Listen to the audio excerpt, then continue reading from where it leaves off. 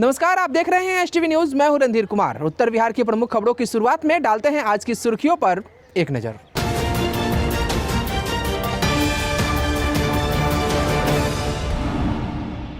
पूर्वी चंपारण जिलाधिकारी ने रेड क्रॉस मोतिहारी के गेट के पास संचालित सामुदायिक रसोई का किया निरीक्षण। स्वयं भोजन कर की खाने की गुणवत्ता की जांच।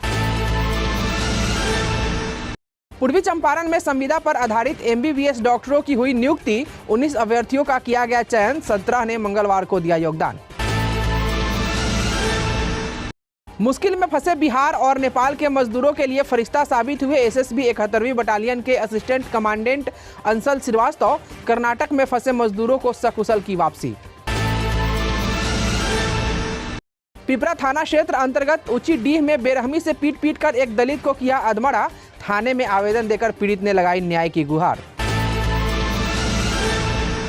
जाप सुप्रीमो पप्पू यादव के गिरफ्तारी के विरुद्ध में जन अधिकार पार्टी ने आदापुर प्रखंड में किया विरोध प्रदर्शन। नीतीश कुमार और राजीव प्रताप रूडी का किया पुतला दहन।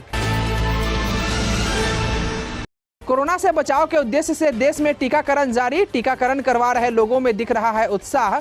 देश में अब तक 17 करोड़ से अधिक लोगों ने ली कोरोना से बचाव का टीका। उत्तर बिहार सहित सुगौली में पिछले 4 दिनों से रुक रुक कर हो रही बारिश से मौसम हुआ सुहाना। सब्जी, मक्का और गन्ना के फसलों को होगा फायदा।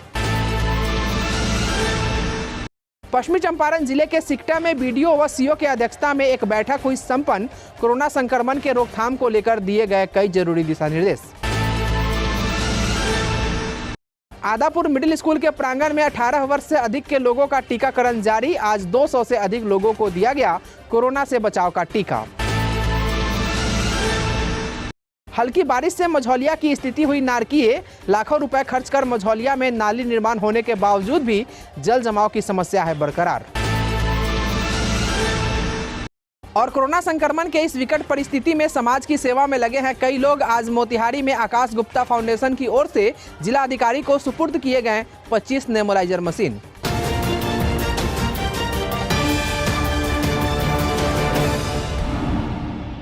पूर्वी चंपारण जिलाधिकारी शीर्षत कपिल अशोक ने रेड क्रॉस मोतिहारी के गेट के पास संचालित सामुदायिक रसोई का निरीक्षण किया तथा स्वयं भोजन कर खाने की गुणवत्ता की जांच की। इस दौरान उन्होंने बताया कि कोरोना संक्रमण के प्रसार को रोकने हेतु सरकार द्वारा लगाए गए लॉकडाउन के दौरान गरीब, निराश्रित मजदूर, रिक्शा ठेला कर्मी एवं उनके परिजनों के लिए सामुदायिक रसोई के माध्यम से सुबह शाम निःशुल्क भोजन की व्यवस्था किया गया है। यह सामुदायिक रसोई आपदा प्रबंधन विभाग द्वारा संचालित है।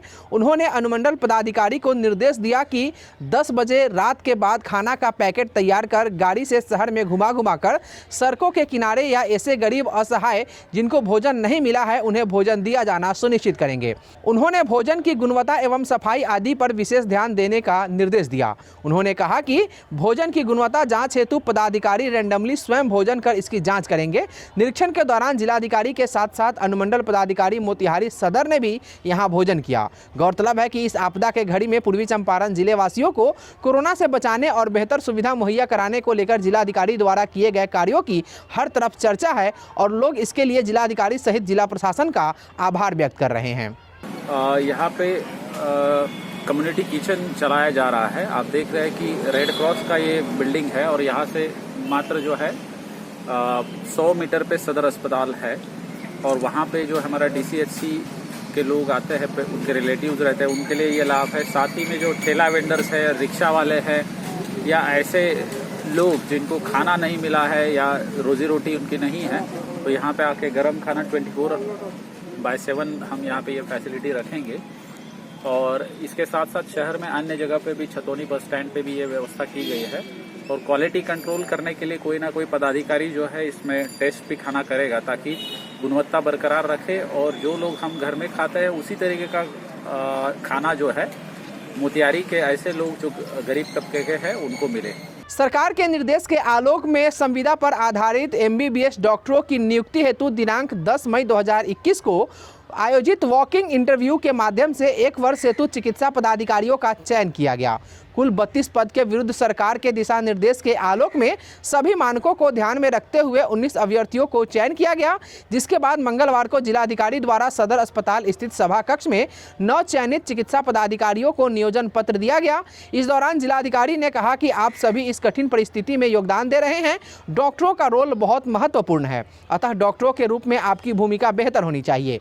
पेशेंट को मोटिवेट करना आवश्यक है, अतः आप अच्छा चिकित्सक के रूप में कार्य करेंगे, यह मेरी शुभकामनाएं हैं। उन्होंने कहा कि पेशेंट की सेवा करना आपका धर्म है, अतः आप ऐसे डॉक्टर बनेंगे जिससे आपको अपने आप पर गर्व होगा। उन्होंने कहा कि आप सभी का नियोजन ऐसे वक्त पर हो रहा है जिससे आपको क्रिटिकल पेशेंट को देखना होगा, अतः इस कोरोना संक्रमण में पूरी मानवता के साथ पेशेंट की सेवा करना है, पेशेंट के परिजनों को विश्वास दिलाना है।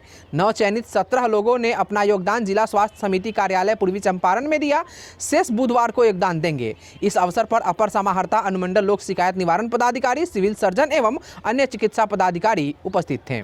एसएसबी 71वीं बटालियन के असिस्टेंट कमांडेंट अंसल श्रीवास्तव मुश्किल में फंसे बिहार और नेपाल के कुछ मजदूरों के लिए फरिश्ता साबित हुए हैं। उनकी पहल पर कर्नाटक में फंसे मजदूरों की न सिर्फ सकुशल वापसी हुई बल्कि उनकी जान भी बची है। मामला कुछ यूँ है कि पूर्वी चंपारण के आदापुर स्थित औरैया पंचायत एवं नेपाल के कुछ मजदूर किसी दलाल के जरिए कर्नाटक मजदूरी करने गए थे, लेकिन उनके साथ वहाँ धोखा हो गया। जिस काम के लिए उन्हें वहाँ ले जाया गया था वह काम न कराकर कोई अत्यंत जोखिम वाला काम लिया जाने लगा, जिसका मजदूरों ने विरोध किया तो उनके साथ मारपीट की जाने लगी और डरा धमकाकर काम करने के लिए मजबूर किया जाने लगा। इस दौरान एक मजदूर की करंट भी लगने से मौत हो गई। मुश्किल में फंसे इन मजदूरों के बारे में जानकारी जब परिजनों और ग्रामीणों को मिली तब गांव के लोग उन्हें छुड़ाने के लिए हाथ पांव मारने लगे और प्रशासन सहित कई लोगों से मदद मांगी। इसी क्रम में उन्होंने एसएसबी 71वीं बटालियन के सहायक कमांडेंट अंसल श्रीवास्तव को इस घटना से अवगत कराया और उनसे मदद मांगी। बताया जा रहा है कि सहायक कमांडेंट अंसल श्रीवास्तव ने इस मामले को गंभीरता से लिया और उनके अथक प्रयास से सारे मजदूर वापस अपने घर पहुँच गए।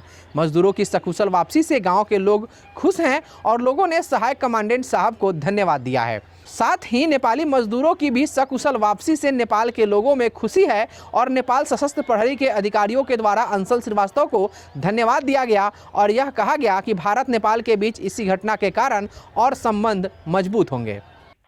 उसके बाद नेपाल एपीएफ के द्वारा सहायक कमांडेंट जो हमारे एसएसबी के हैं अंसल श्रीवास्तव जी को धन्यवाद दिया गया है और यह भी बताया गया है कि उन्होंने जो काम किया है वो नेपाल और भारत के संबंध को और मजबूत करेगा और जो नेपाल के लड़के जो छूट के आए हैं उनके गार्जियन के द्वारा, उनके माँ बाप के द्वारा भी अंसल श्रीवास्तव को और एसएसबी को काफ़ी ज़्यादा धन्यवाद दिया जा रहा है और ये कहा जा रहा है कि ये नेपाल और भारत के रिश्ते में एक अनोखी शुरुआत है और इससे रिश्ता और ज़्यादा मजबूत होगा और आने वाले समय में भी हम ये उम्मीद रखते हैं कि हमारे एसएसबी के जो भी जवान हैं, जो भी अधिकारी यहाँ पे हैं, वो ऐसे ही आगे लोगों के साथ मिलके कंधे से कंधा मिलाकर चलेंगे और ये रिश्ता और मजबूत करेंगे। सेक्रेटरी या सुपरवाइजर वो भी गाड़ी देता है, तू पैसा लेकर आया है तो ठेकेदार बोल रहा है तो हाँ सर नहीं कि तो तू कर। और जब 12 घंटा, जब 15 घंटा 16 घंटा हो जाए तो दूसरा आदमी जाए तो हम लोग को छोड़े। हम लोग गए काम करने के लिए ना, तो वहाँ पे बोल रहा था तो हम तेल पैकिंग में लेकर गया था काम करने के लिए और वहाँ पे दाना फैक्ट्री, मछली बनाने वाला मछली के खिलाने वाला दाना और मुर्गी के खिलाने वाला दाना। उसके बाद में हम बोले कि काम नहीं करेंगे तो बोला कि 2 घंटे के बाद चले जाना, तुम्हारे ठेकेदार से फ़ोन करके बात करेंगे उसके बाद चले जाना। और फ़ोन करके हम भी बात किए और उसके बाद में ठेकेदार बोला कि कैसा भी हो उसको रखो, वो दीपू सिंह, उन लोगों को रखो जैसा भी हो। मारपीट किया गया तो हम लोग 2 घंटे के बाद निकलकर चलने लगे घर की तरफ। पिपरा थाना क्षेत्र अंतर्गत ऊंची डीह में कुछ लोगों के द्वारा बेरहमी से एक दलित को पीटने का मामला प्रकाश में आया है। बताया जा रहा है कि पिटाई से पीड़ित बेहोश हो गया और परिजन समझ रहे थे कि यह बाइक दुर्घटना में घायल हुआ है। जब 5 दिन बाद पीड़ित को होश आया तब जाकर सच्चाई सामने आई, जिसे सुनकर सभी दंग रह गए। वहीं पीड़ित के मुताबिक 2 दिन पूर्व थाने को आवेदन दिया लेकिन अभी तक कोई कार्रवाई नहीं हुई है। इस संबंध में पीड़ित वार्ड नंबर 14 निवासी मुकेश पासवान ने बताया कि मैं अपनी बहन की यहां से पूजा मटकोर के दिन सामान पहुंचाकर तकरीबन शाम के 7 बजे घर लौट रहा था। उसी दौरान इस घटना को अंजाम दिया गया। जी हम मधुरपुर से अभी न्योता देवे के रही बहन के कपड़ा लता बाद में पीछा लोग कहले रहे हमरा के ऊँची डीह, बड़का ऊँची डीह से के रहे उर्वश वेद प्रकाश ठाकुर आ टुन्नू ठाकुर आ ई लोग ओकरा बाद में हमारा अली ऊँची D boarding train Chandra Thakur का बोर्डिंग के सामने आवाज एक लोग रुको साइकिल से घूमता है तो हम रोकली सर ओकरा बाद में पीछे से हमरा के पाइप से मरलक लोग कौन पड़ येता ही माथा के सामने बेहोश हो गई हम पूरा नार हो गए और में हम ये लोग भागल वो लोग बसवारी रहे और लोग रहे वो तो बसवारी हो रही और ही आदमी बात चिड़ई ठाकुर रहस वो बाँस ठेक रहस और बाद थाना में आवेदन दिली तो काल 5 दिन के बाद सर हमारा होश आए तो काल थाना आ रहे तो थाना के हम बतैली ओकरा बाद में अभी तक कोई सुनवाई नहीं है सर। जन अधिकार पार्टी आदापुर के प्रखंड अध्यक्ष भूलेंद्र यादव के नेतृत्व में बिहार के मुख्यमंत्री नीतीश कुमार एवं सारण भाजपा सांसद राजीव प्रताप रूडी का पुतला दहन किया गया और पप्पू यादव को अविलंब रिहा करने की मांग की गई। इस दौरान प्रखंड अध्यक्ष भूलेंद्र यादव ने कहा कि अगर बिहार सरकार पप्पू यादव को जल्द रिहा नहीं करती है और राजीव प्रताप रूडी को जल्द गिरफ्तार नहीं करती है तो जन अधिकार पार्टी के सभी कार्यकर्ता रोड पर आकर सरकार का विरोध करेगी। उन्होंने बताया कि एक ओर कोरोना काल में सरकार अपनी जिम्मेदारियों को भूल गई है, वहीं दूसरी ओर पप्पू यादव पीड़ितों की दिन रात सेवा करने में लगे हैं और अगर इसके कारण उन्हें जेल में डाला जा रहा है यह घोर अन्याय है और जन अधिकार पार्टी के सभी कार्यकर्ता इसका पूरा विरोध करेंगे, चाहे इसके लिए उन्हें जेल भी क्यों न जाना पड़े। मौके पर प्रेमचंद्र पासवान, अनिल यादव, जितेंद्र कुमार, राजेश कुमार राम, विशाल यादव, सुनील कुमार यादव सहित पार्टी के अन्य कार्यकर्ता मौजूद रहे। कोरोना के कहर से कराहते देश में वैक्सीनेशन ही बचाव की सबसे बड़ी उम्मीद है। हर रोज देश में लाखों लोगों को यह वैक्सीन लगाई जा रही है और अब तक 17 करोड़ से अधिक लोग अपना टीकाकरण करवा चुके हैं।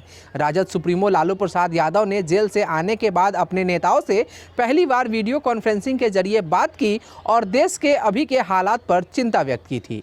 उसके बाद से मोतिहारी में आरजेडी नेता बढ़ चढ़कर कोरोना टीकाकरण केंद्र पर पहुंचकर टीका ले रहे हैं और लोगों से टीका लेने की अपील कर रहे हैं। इसी कड़ी में मंगलवार को सदर अस्पताल स्थित टीकाकरण सेंटर पर पहुंचकर राजद नेता मनीष श्रीवास्तव ने भी कोरोना से बचाव का टीका लिया और पत्रकारों से बात करते हुए सभी लोगों को कोरोना से बचाव का टीका लेने, मास्क लगाने और कोरोना प्रोटोकॉल का अनुपालन करने की अपील की। टीका लेने आए हैं, फर्स्ट डोज का टीका लिए हैं और हम भी सभी से आग्रह करेंगे कि सभी लोग इस कोरोना महामारी में सभी लोग इस देश में सुरक्षित रहने के लिए लॉकडाउन का पालन करें और मास्क लगा के सभी काम को करें। हमारे राष्ट्रीय अध्यक्ष भी अपने वर्चुअल मीटिंग में सभी लोगों को बोले कि देश पे भारी संकट है कोरोना का। आप सभी लोग कोरोना महामारी में सभी लोगों को मदद करें, खड़ा होकर एकजुटता के साथ और इस कोरोना का लड़ाई लड़ने में हर तरह से मजबूती से खड़ा रहे। इसी कड़ी में आज हम भी यहाँ फर्स्ट टीका लिए हैं। मानसून की पूर्व आई बरसात ने मौसम को बदल दिया है और पिछले 4 दिनों से रुक रुक कर हो रही बारिश से तापमान में काफ़ी गिरावट आई है। उत्तर बिहार सहित पूर्वी चंपारण के सुगौली में बेमौसम हुई इस बरसात से कई लोगों को फायदे होते दिख रहे हैं। मक्का, गन्ना और सब्जी की खेतों को लाभ पहुंचा है। साथ ही आम, लीची और कई फलदार पेड़ों को इस बारिश से फायदा हुआ है। पिछले 4 दिनों से रोज किसी न किसी समय हो जा रहे बारिश से एक और जहाँ फसलों को लाभ हो रहा है तो आगामी फसल की बुआई के लिए खेतों की तैयारी पीछे छूट रही है, जिसके कारण किसान खरीफ फसल की देरी को लेकर परेशान हैं। तो दूसरी ओर बेमौसम बरसात से शादी ब्याह और निर्माण कार्यों पर भी असर पड़ता दिखाई दे रहा है। गौरतलब है कि सूबे में जारी लॉकडाउन के कारण दैनिक जीवन की बहुत सारी क्रियाविधि स्थिर पड़ी हुई है, तो इस बारिश ने उसे और भी ठप कर दिया है। मौसम विभाग ने पूर्व में ही इसका अलर्ट जारी कर दिया था। अलर्ट के अनुसार 12 मई तक हल्की आंधी के साथ बारिश होने की बात बताई गई थी। पश्चिमी चंपारण जिले के सिकटा में वीडियो व सीओ के अध्यक्षता में प्रखंड परिसर स्थित किसान भवन में प्रखंड स्तरीय कोविड-19 कंट्रोल रूम में तैनात कर्मियों व निम्न अधिकारियों एवं कर्मचारियों के साथ कोविड-19 के रोकथाम के उद्देश्य से एक बैठक किया गया और कई दिशा निर्देश दिए गए। पश्चिमी चंपारण जिलाधिकारी के निर्देशानुसार कंट्रोल रूम में सभी तरह की आवश्यक मोबाइल नंबर रखने की आवश्यकता है। जरूरी मोबाइल नंबर कंट्रोल रूम में सूचित कर दिया गया है। सभी कर्मियों का समय अनुसार तैनाती व उपस्थिति को कंट्रोल रूम में लागू करने का निर्देश दिया गया है। अनुपस्थित कर्मियों पर कार्रवाई किए जाने का आदेश भी दिया गया है। सभी नोडल ऑफिसर को इसकी सूचना वीडियो स्तर को देंगे। कोविड संक्रमण की सूचना प्राप्त होने पर कर्मियों को तत्काल पीएचसी प्रभारी व सभी सक्षम पदाधिकारी को सूचित कर तत्काल कार्रवाई करने का निर्देश दिया गया है। कंट्रोल रूम के कर्मियों को यह निर्देश दिया गया है कि मास्क वितरण से संबंधित सूचना को घंटेवार जमा कर प्रखंड विकास पदाधिकारी मीरा शर्मा को अवगत कराएं। वहीं टीकाकरण से संबंधित प्रति घंटा के बारे में सूचना प्राप्त कर वीडियो व कार्यालय को अवगत कराएं, जिससे कोविड-19 संक्रमण के रोकथाम में और तेजी लाया जा सके। आज आदापुर प्रखंड के आदापुर मिडिल स्कूल के प्रांगण में 18 वर्ष से अधिक के 200 से अधिक लोगों का टीकाकरण हुआ। मौके पर उपस्थित आदापुर सरकारी अस्पताल की टीम ने बताया कि बारिश होने के कारण टीकाकरण में थोड़ी सी दिक्कत हुई। जैसे जैसे बारिश कम हुई उसके साथ ही टीका लेने वालों की संख्या में वृद्धि हो गई। मौके पर उपस्थित अधिकारियों ने बताया कि प्रतिदिन टीका लेने वालों की संख्या लगातार बढ़ती जा रही है। इसके कारण कोरोना वायरस का प्रभाव आने वाले दिनों में बहुत कम हो जाएगा। अस्पताल प्रशासन ने बताया कि जब लोगों की संख्या बढ़ रही है तो लोग आपस में ही धक्का मुक्की करना शुरू कर दे रहे हैं। इसके समाधान को लेकर आज मौके पर प्रखंड विकास पदाधिकारी आशीष कुमार मिश्रा के साथ अंचलाधिकारी आदापुर मिडिल स्कूल के प्रांगण में पहुंचे और लोगों को कतारबद्ध होकर सामाजिक दूरी का पालन करते हुए अपनी बारी आने पर वैक्सीन लेने की अपील की। वहीं आदापुर सरकारी अस्पताल में आए दिन कोई न कोई अस्पताल कर्मी कोरोना से पीड़ित होते जा रहे हैं, जिससे अस्पताल कर्मियों की संख्या आधी हो चुकी है और जो लोग अभी काम कर रहे हैं उन पर काम का बोझ दोगुना हो गया है। लेकिन संक्रमण का भय छोड़ पूरी सतर्कता के साथ अस्पताल कर्मी मानवता की सेवा में लगे हैं। पहले सुबह हुई बारिश ने पश्चिमी चंपारण जिले के मझौलिया को नर्क में तब्दील कर दिया है। बाजार चौक, मझौलिया रेलवे गुमटी जाने वाली सड़क, प्रखंड मुख्यालय से जाने वाली सड़क, सरकारी अस्पताल के समीप, पुराना पेट्रोल पंप की तरफ जाने वाली सड़क आदि सड़कों पर जल जमाव होने से एक तरफ जहां यहां की सड़कें कीचड़ में तब्दील हो गई है तो दूसरी तरफ आवागमन काफ़ी कष्टदायक साबित हो रहा है। वाहनों के आने जाने से गंदे पानी के छींटे राहगीरों के कपड़े और चेहरे को दागदार बना दे रहा है। बताते चले कि लाखों रुपए खर्च करके मझौलिया में नाला निर्माण कार्य कराया गया था, लेकिन जल निकासी के अभाव में यह शोभा की वस्तु बनी हुई है। राजद प्रखंड अध्यक्ष मोहम्मद मुस्तफा ने प्रशासन से अविलंब नाला सफाई करवाने तथा जल निकासी की व्यवस्था करने की मांग की है। देश में कोरोना की दूसरी लहर ने तांडव मचा रखा है। बिहार में लॉकडाउन है और लोग अपने ही घरों में कैद होने को मजबूर हैं। इस विकट परिस्थिति में कुछ लोग आगे बढ़कर जरूरतमंदों का सहारा बन रहे हैं। इसी कड़ी में अपना नाम शुमार कराते हुए मोतिहारी का आकाश गुप्ता फाउंडेशन भी कोरोना संक्रमित मरीज, असहाय व जरूरतमंदों के मदद के लिए आगे आया है। जानकारी के मुताबिक इस संस्था के द्वारा 9 मई से प्रत्येक दिन सुबह शाम 200 फूड पैकेट के साथ साथ साबुन, सैनिटाइजर का वितरण जरूरतमंदों के बीच किया जा रहा है। वहीं आकाश गुप्ता फाउंडेशन के प्रोप्राइटर आकाश गुप्ता के द्वारा इसी कड़ी में एक कदम और आगे बढ़ाते हुए आज कोरोना मरीजों के इलाज के लिए 25 की संख्या में नेबुलाइजर मशीन पूर्वी चंपारण जिलाधिकारी शीर्षत कपिल अशोक को सुपुर्द किया गया। इस कार्य को लेकर जिला प्रशासन सहित शहर के प्रबुद्ध जनों ने आकाश गुप्ता फाउंडेशन के इस सामाजिक कार्य की प्रशंसा की है। आज के लिए बस इतना ही। एसटीवी न्यूज़ पर प्रसारित होने वाली खबरें, प्रोग्राम्स आप जीटीपीएल के चैनल नंबर 985 और डेन के चैनल नंबर 155 के साथ साथ आप अपनी सुविधा अनुसार मोबाइल फ़ोन पर भी देख सकते हैं। अगर आप हमें YouTube के माध्यम से देखना चाहते हैं तो एसटीवी न्यूज़ के ऑफिशियल YouTube चैनल को सब्सक्राइब करें और बेल आइकॉन दबाकर ताज़ा वीडियोज़ की नोटिफिकेशन प्राप्त करें। फेसबुक पर हमारे साथ जुड़ने के लिए एसटीवी न्यूज़ के फेसबुक पेज को लाइक करें और ट्विटर पर एसटीवी न्यूज़ को फॉलो करें। तमाम लेटेस्ट अपडेट के लिए देखते रहिए उत्तर बिहार का सबसे तेज़ी से उभरता न्यूज़ चैनल एसटीवी न्यूज़, सच की आवाज़। नमस्कार।